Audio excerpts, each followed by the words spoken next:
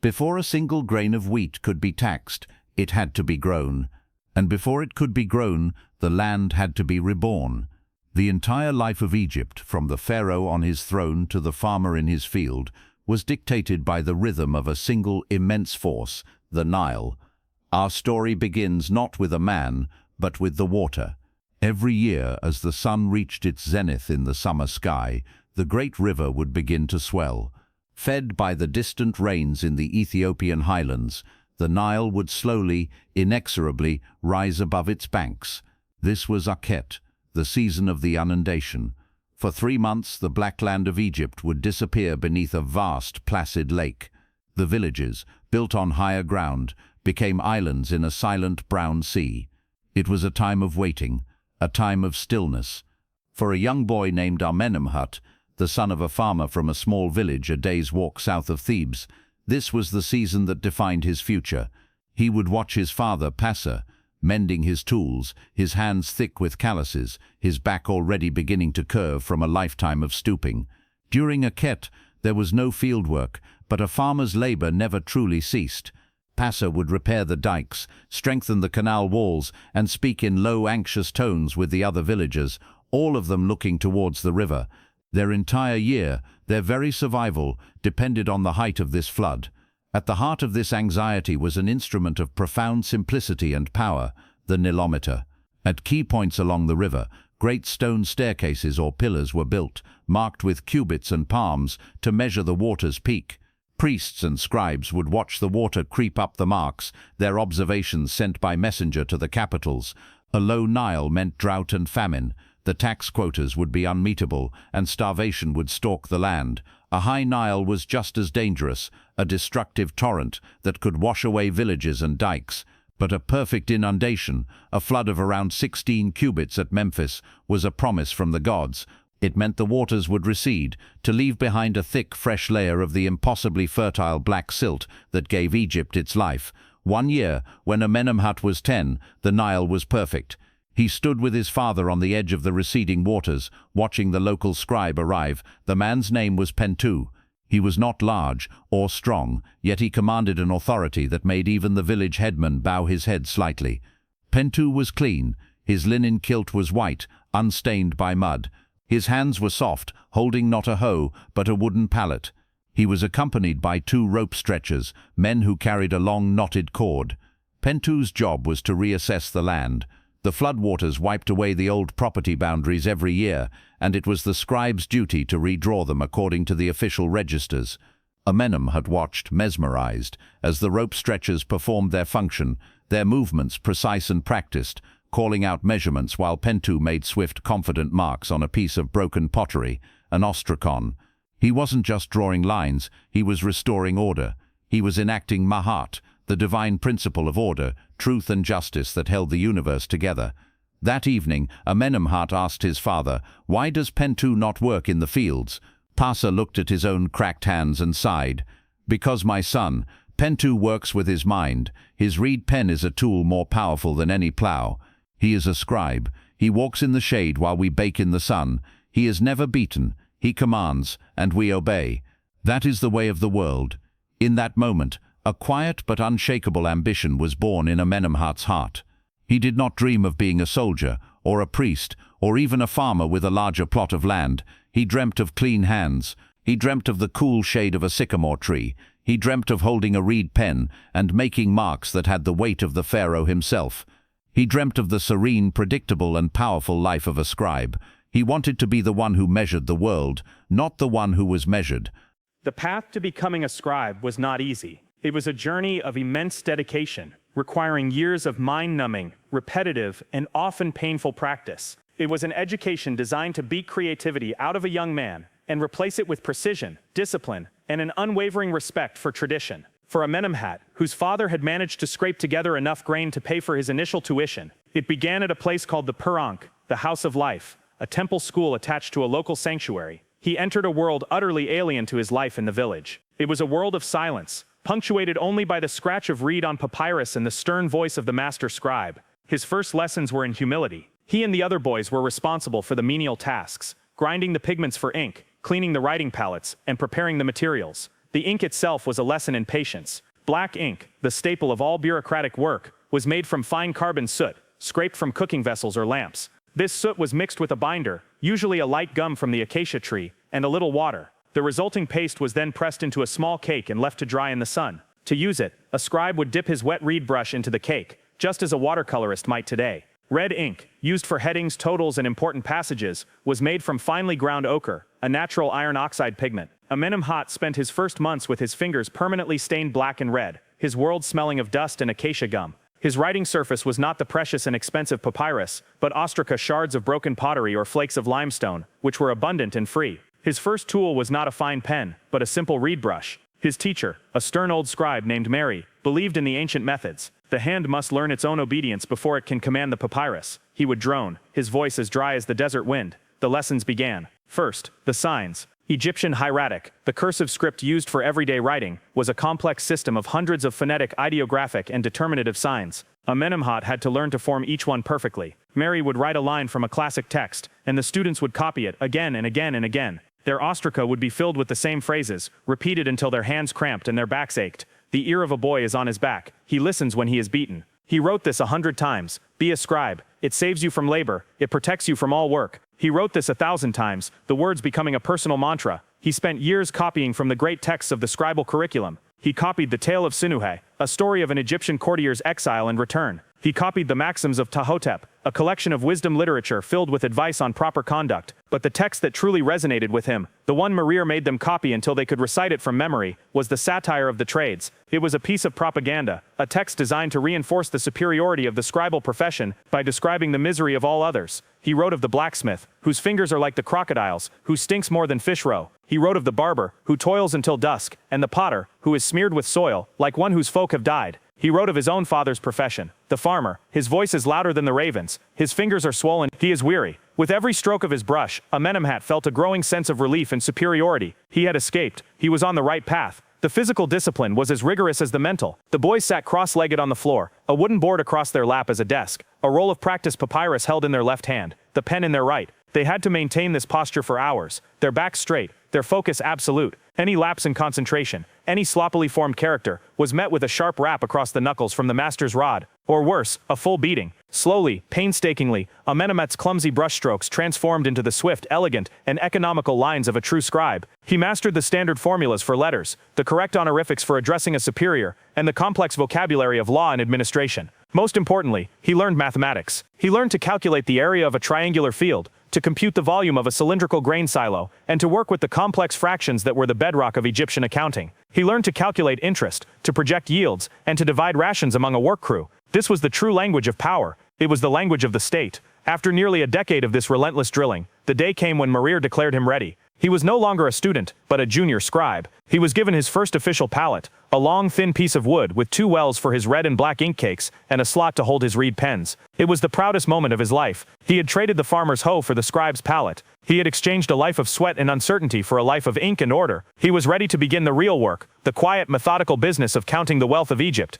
Amenemhat, now a man of 30, a full scribe of the granaries and the treasury, felt a familiar, quiet satisfaction as his papyrus boat poled its way towards the village of Senet. The season of the harvest, Shemu, was approaching. The fields, once a uniform green, were now a shimmering sea of gold, but before the sickles could be swung, the state had to take its measure. The great counting, the annual census of all property and persons, was the foundation upon which the entire economic structure of the new kingdom was built. For Amenemhat, it was the culmination of his year, the most important part of his job, and the most exquisitely, predictably boring. His work was not a solitary affair. Bureaucracy, then as now, loves a delegation. He was the head of a small, efficient team. Beside him sat Nakht, his young apprentice, a boy of 16, whose eyes were still wide with the novelty of it all. At the front of the boat were 2 silent, sun-darkened men, the rope stretchers, whose lineage in their profession was likely as old as the pyramids, and standing behind them all was Hori, a hulking Nubian guard assigned to them from the local garrison, his presence a silent reminder that this was not a request, but a command from the divine Pharaoh, Ramesses the Great: life, prosperity, health. As they neared the village, a small delegation led by the headman, a grizzled man named Ippy, came to meet them at the water's edge. There was no warmth in their greeting, only a deep, ingrained wariness. To the farmer, the arrival of the tax scribe was like the coming of a plague of locusts, only far more predictable. They offered the obligatory bread and beer, which Amenemhat accepted with a polite, distant nod. Small talk was a waste of ink. He set up his office in the shade of a large sycamore tree, the very picture of the life he had dreamed of as a boy. Nukton rolled the tools of their trade, a fresh roll of high-quality papyrus, several ostraca for rough notes, a pot of water, and Amenemhat's own finely carved ebony palette. The master roll, the record from the previous year, was laid out, its columns of neat hieratic a testament to past efficiencies. First the fields, Amenemhat said, his voice flat and businesslike. He gestured to the rope stretchers, who moved off with the headman Ippy towards the first plot of land. The process was an exercise in methodical geometry. They were measuring the land of a farmer named Kenaman. The rope stretchers took the long cord, which was knotted at regular intervals of 1 cubit, and stretched it along the edges of the irregularly shaped field. They called out the numbers. Amenemhat, using an ostracan for his rough work, broke the complex shape down into a series of triangles and rectangles. He noted the measurements, his brow furrowed in concentration. Triangle 1, base, 32 cubits, height, 55 cubits. He performed the calculation for area, half the base times the height, 880 square cubits. Rectangle 1, length, 55 cubits, width, 100 cubits, 5,500 square cubits. He continued this for the entire plot, his pen scratching away, the numbers piling up. Finally, he had a total. Kenaman's plot, 12,450 square cubits, he announced. He then made a note on its quality. Good silt deposit, close to the canal, high yield expected. He was converting the land itself into data, abstracting it into the pure, clean language of numbers. Next, the livestock. All the animals belonging to the villagers were herded into a large, dusty enclosure. Amenemhat and Nux stood at the gate, the master roll in front of them. Kenaman, son of Mekatur, Amenemhat called out. A nervous, wiry farmer stepped forward. "Bring forth your cattle," Amenemhat commanded. One by one, the man's cattle were driven past. 1 ox mature, 2 cows milking, 1 calf male, Amenemhat dictated, while Nux made a tick mark next to the corresponding symbol on the papyrus. Last year's record showed Kenaman had 2 calves. The record from the last counting shows 2 calves, 1 male, 1 female, Amenemhat stated. Not looking up from the roll, "I see only the male." Kenaman shifted his feet. "The female was weak, Master Scribe. She was taken by a fever in the season of growth." Amenemhat looked at the man for the first time, his gaze steady and impassive. He had heard this story, or a version of it, in every village he had ever visited. He made a small, almost imperceptible gesture to Hori, the guard. Hori took 2 slow, deliberate steps towards Kenaman. The farmer flinched. "The truth is a lighter burden to carry than a lie, Kenaman," Amenemhat said, his voice still quiet. "The eye of the Pharaoh sees everything. If the calf was sold at market, a record exists. If it was slaughtered for a feast, your neighbors will know. If it is hidden with your wife's brother in the next village, my apprentice will find it on tomorrow's roll." Silence descended. The only sound was the buzzing of flies and the lowing of the cattle. Kenaman stared at the dust, his jaw working. Finally he spoke, his voice barely a whisper. "My brother-in-law is keeping her for me. She is a fine milker. I will fetch her." Amenemhat simply nodded and made a correction on his scroll, his expression unchanged. He felt no anger, no triumph. It was merely a discrepancy, an error in the great calculation that had now been corrected. Order was restored. He moved on. Next, goats, sheep, geese, ducks. The count went on for hours, a monotonous litany of living things being converted into taxable assets. Finally, there was the census of the people. This was not for a head tax, but for the corvée, the system of compulsory, seasonal state labor. Every able-bodied man was required to give a portion of his year to working on the Pharaoh's projects, digging canals, quarrying stone, building temples. It was a tax paid not in grain, but in sweat and muscle. Amenemhat went from house to house, his apprentice at his side, recording the names of the men, their ages, their trades. He noted the young men who had come of age since the last counting and were now liable for service. He noted the old men who were now exempt. The day ended as the sun began to dip towards the western desert. The air cooled. The villagers retreated into their mud-brick homes, leaving Amenemhat and his team alone under the sycamore tree. While Nakht and the others prepared a simple meal, Amenemhat performed his final, crucial task. He took out the fresh master roll for the village of Senet. With a practiced, steady hand, he began to transfer his rough notes from the ostraca onto the permanent record. He worked by the light of a small oil lamp, his shadow dancing on the papyrus. The elegant cursive hieratic flowed from his pen. Each stroke was perfect, each number precise. He was not merely copying, he was codifying reality. He was writing the official truth of the village of Senet.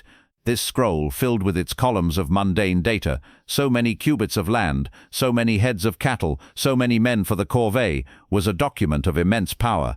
It would travel back to the regional capital, and from there to the great archives at Thebes. It would be read by the overseer of the granaries and the vizier himself. Upon these tedious, boring numbers, the fate of the empire would turn. Amenemhat worked late into the night, lost in the quiet, rhythmic and deeply satisfying world of his calculations. Weeks later, Amenemhat returned to the village of Senet. The air was different now. The sleepy anticipation of the census had been replaced by the frantic, dusty energy of the harvest. Every able-bodied person was in the fields, their curved sickles flashing in the sun as they cut the golden stalks of emmer wheat and barley. The sound of chanting and singing filled the air, a working rhythm to ward off the crushing fatigue. But Amenemhat and his team took no part in this labor. They were observers, auditors of the bounty. They stood near the communal threshing floor, a wide, hard-packed circle of earth, which was the final destination for all the harvested grain. This was where the tax would be collected. He watched as the grain was brought from the fields. Donkeys, laden with huge bundles of stalks, were led by young boys. The grain was spread across the threshing floor, and then oxen, their hooves unshod, were driven round and round to trample the stalks, separating the heads of grain from the chaff. It was an ancient, inefficient, and incredibly dusty process. The air grew thick with a fine yellow powder that coated everything and everyone, except for Amenemhat, who stood upwind, his white kilt still remarkably clean. His job began when the grain was winnowed. The farmers used wide wooden scoops to toss the trampled mixture into the air. The wind, a reliable partner in this process, would carry away the lighter chaff, while the heavier grains fell back to the floor. Slowly a golden pile began to grow in the center of the threshing floor. This was the total wealth of the village, the result of a full year's labor, and Amenemhat was here to claim the Pharaoh's share. The tax rate had been set long ago, determined by the height of the inundation recorded on the nilometer and confirmed by the vizier. For a good year like this one, it was a substantial portion, sometimes as much as a third of the total harvest. "Let the measuring begin," Amenemhat commanded. The tool for this was the hecat, a standard unit of volume equivalent to about 4.8 liters. A team of official measurers, under the watchful eye of Amenemhat and his apprentice Nakht, began to work. They filled the wooden hecat measure from the pile, leveling it off with a straight piece of wood, and then tipped the contents into a large jute sack. Nakht stood with a counting board, a simple piece of wood with rows of holes. For every hecat measured, he would move a small pebble from one side to the other. 1, he would call out. 2, 3. The count was slow, methodical, and public. Every farmer was watching, their faces grim, as the pile of their sustenance was divided. The process took hours. The sun beat down. The dust was relentless. The counting became a hypnotic drone. 48, 49, 50. For every 2 hecats that went into the farmer's sacks, 1 went into the state's sacks, which were marked with the seal of the royal granary. Amenemhat did not count. He watched. He watched the measurers to ensure they did not press the grain down to get more in a measure. He watched Nakht to ensure his count was accurate. He watched the farmers for any sign of dissent. But there was none. There was only a weary resignation. This was the way it had always been. This was Ma'at. The gods gave the flood. The Pharaoh maintained order, and the people paid their due. It was the great, unchangeable contract of their civilization. Finally, the last of the grain was measured. The great pile had been transformed into hundreds of sacks. Amenemhat approached the headman, Ipi. He took a fresh ostrakon and his reed pen. In swift, neat hieratic, he wrote out the receipt. Year 15 of the reign of the king of Upper and Lower Egypt, Usamatra Setepenre, son of Ra, Rameses, beloved of Ammon, the village of Senet, under the authority of the headman Ipi, has rendered its due of grain to the great house. Total delivered 2,417 hectares of barley, 1,1854 hectares of emmer wheat. Acknowledged by Amenemhat, scribe of the treasury, he handed the shard of pottery to Ipi. This small mundane object was the villagers' proof that they had fulfilled their duty to the state. It was their protection against any other official demanding a second payment. For Ipi, it was a symbol of his village's survival for another year. For Amenemhat, it was simply the final entry in another successful audit. His work in the village was done. The state sacks were loaded onto a broad cargo barge waiting on the Nile, destined for the massive regional granary. As his own small boat pushed off from the shore, Amenemhat did not look back at the villagers. He was already looking at his papyrus roll, cross-referencing the final grain count with his initial field assessment. He was searching for discrepancies, refining his models for predicting yields, thinking about how to make next year's great counting even more efficient, even more predictable, even more... The final stage of Amenemhat's journey was the delivery. His barge, heavy with the wealth of several villages, floated down the Nile towards the district capital. Here stood one of the great, unsung monuments of Egypt, the state granary. It was not a beautiful structure. It had none of the grace of a temple or the imposing majesty of a tomb. It was a vast functional complex of towering dome-topped silos made of mud brick, connected by high walls and dusty courtyards. It was a cathedral of bureaucracy. Here, Amenemhat's work was subjected to the ultimate test, the scrutiny of other scribes.